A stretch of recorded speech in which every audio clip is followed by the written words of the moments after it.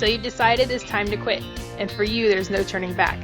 You've read all the information about health risks, or maybe some news from your doctor is all the information you need, and know it's the right thing to do. Now what? Actually making the decision to quit is half the battle, as they say. Many people who are smokers want to quit and oftentimes talk about it, but never make the decision to go through with it. So congratulate yourself on getting this far. But to make it to the finish line, more is needed than just the decision. And here's where we can help. Your 10-step plan to quitting. Are 10 steps you should take to make sure you'll be successful in your plan to quit. Step number 1, make a list of reasons. Do it now. Take out paper and pen and write out those reasons, and be as detailed as possible. If you're concerned about secondhand smoke affecting your kids, write that down and use their names to make it more personal. Step number 2, watch your money grow. The amount of money you spend on smoking is no small matter, and seeing how much you can save when you quit smoking is a great encouragement. However, it's usually not enough to just tell yourself that you're saving money. Instead, take the money you would normally spend on cigarettes and set it aside in a special account so that you can see just how quickly it actually grows. Step number 3, set a date. Just wanting to quit isn't enough. You need to set a plan to get you moving on your goal, and setting a date is very important. Some people wait for important dates, such as New Year's Day or their birthday or what have you. However, don't make the mistake of putting off your decision indefinitely. Step number 4, make your list of substitutes. What are you going to do to fill your time on your way to work in the morning? How about when you want to relax and unwind after dinner, or over your morning coffee on Saturdays, or whenever your most difficult time is? Have you made your list of substitute activities for these difficult moments? If not, now is the time. Write out some easy but fulfilling things you'll do to keep your mind and your hands busy. Step number 5, have those conversations. Tell your spouse, your friends, your co-workers, your other family members, your kids, and anyone else you can about your plans. For those that are close to you, speak to them honestly about what you're trying to do and how you need their help. Step number 6, reach out.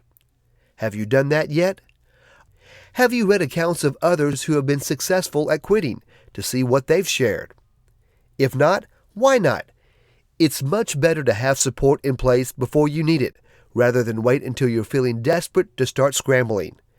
Go to our Facebook page, introduce yourself, and post the date you've chosen. Step number 7, start new activities. What decision have you made about physical activities that are going to keep you occupied and provide you with necessary exercise? Have you looked into your local community center or gym, or softball or basketball league? Again, don't wait until after you've quit and are facing cravings to start doing your homework. Step number 8, shop. Once those cravings kick in, you're going to be reaching for virtually anything and everything to put into your mouth. You absolutely should have healthy alternatives on hand immediately before you quit so that you won't be tempted by junk. Skip the salty and sugary snacks and opt for the healthy alternatives. Fill up your fridge a day or two before your quit date so that everything is fresh and ready. Step number 9, wash and purge. Do you know someone that lives in a high-traffic area that no longer hears the noise, or whose house has a certain odor, pets, poor hygiene, and so on, that they no longer notice? The day before your quit date, take some time to wash everything you can, including your bed and bath linens, and your clothes. If you can, steam clean your drapes, carpet, and furniture. Once you've quit, you'll be surprised at how much you notice the clean smell. Conversely, if you keep your things unwashed, that lingering smell of cigarette smoke can only spark your old cravings all over again. Step number 10, stop smoking today. The morning of your quit day, remind yourself that you're no longer a smoker. Either a person smokes or they don't, and you don't. period. Be prepared for times when your enthusiasm is very low, when you start to hear that little voice in your head telling you that just one won't hurt, or that this is useless, or that you're just going to fail, or whatever it may say. Quitting smoking is a lot like losing weight. People want the results, but downplay how hard it is to get there. When you're going through the difficult times, be prepared. Understand beforehand that you will be frustrated and angry and anxious, and that the cravings will be very intense. But don't give in. Go back to your list of reasons why you want to quit. Throw yourself into those new hobbies and goals you want to reach. Call a trusted friend and tell him or her that you're tempted. Get out of the house and go for a walk. By reminding yourself ahead of time that it will be difficult, then you'll be better prepared to keep on with your goals until you're successful.